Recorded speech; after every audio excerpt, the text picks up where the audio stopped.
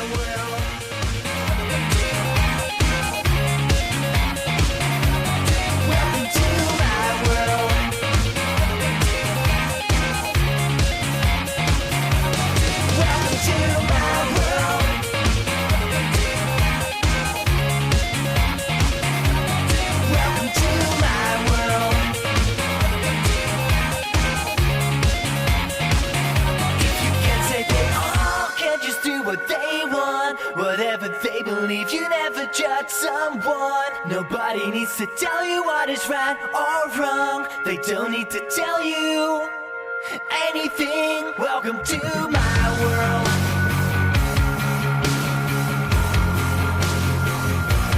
Welcome to my world.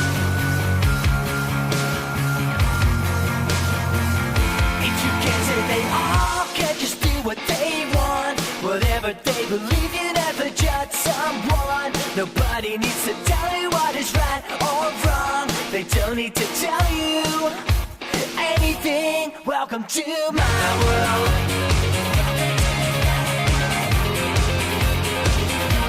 Welcome to my world. If you can say they all can just do what they want, whatever they believe, you never judge someone. Nobody needs to tell you what is right or wrong. They don't need to tell you anything. Welcome to my world. Welcome to my world. Welcome to my world. No a prečo som to teda nespravil z nerezu? Jednoduché. Cirkula je takmer vždy rovná. Málo kedy prasknutá a keď je prasknutá, hneď to vidíš.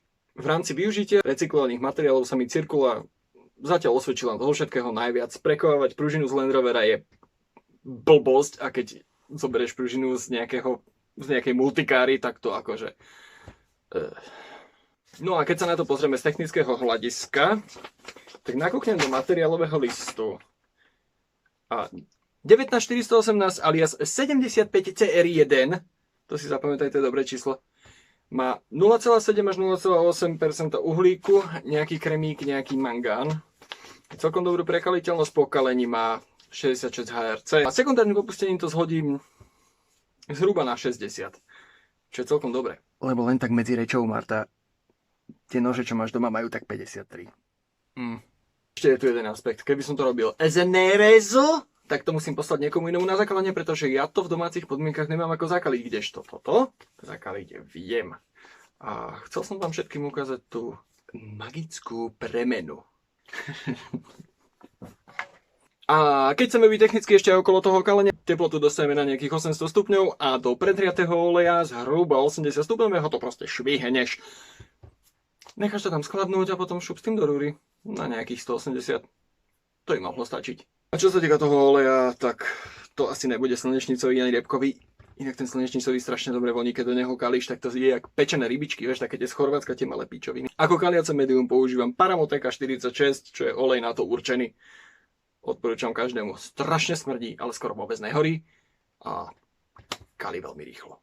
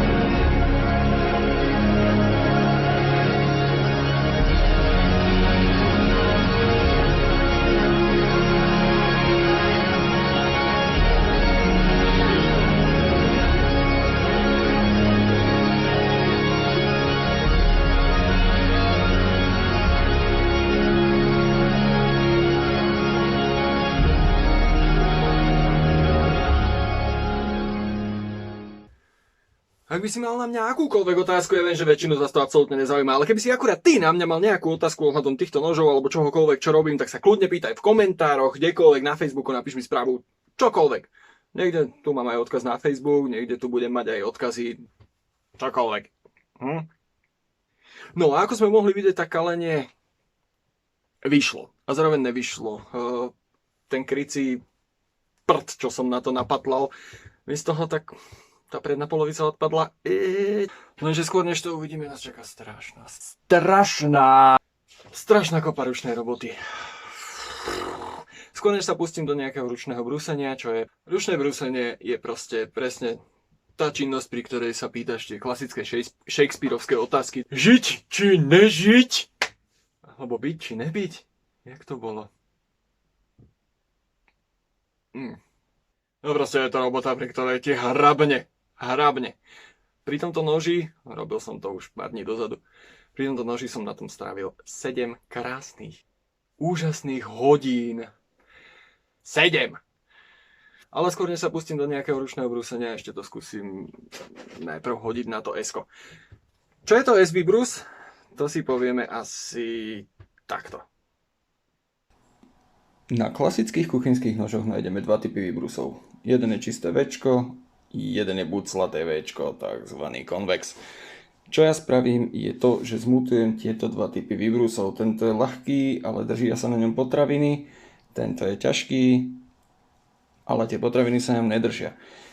Ako správne zmutovať je spraviť to opačne. To znamená, že ja si spravím Včko a do toho Včka vsadím takto dva duté výbrusy. Na moje kreslenie nič moc, ale myslím, že sa chápeme. Táto časť pôjde preč. A takisto ako tuto rovná vec nebude držať a bude odpadávať smerom dole, takisto aj tuto, ak budem krájať zemiak, tak mi odpadne, pretože tu sa nemá na čo chytiť. Celkom šikovné.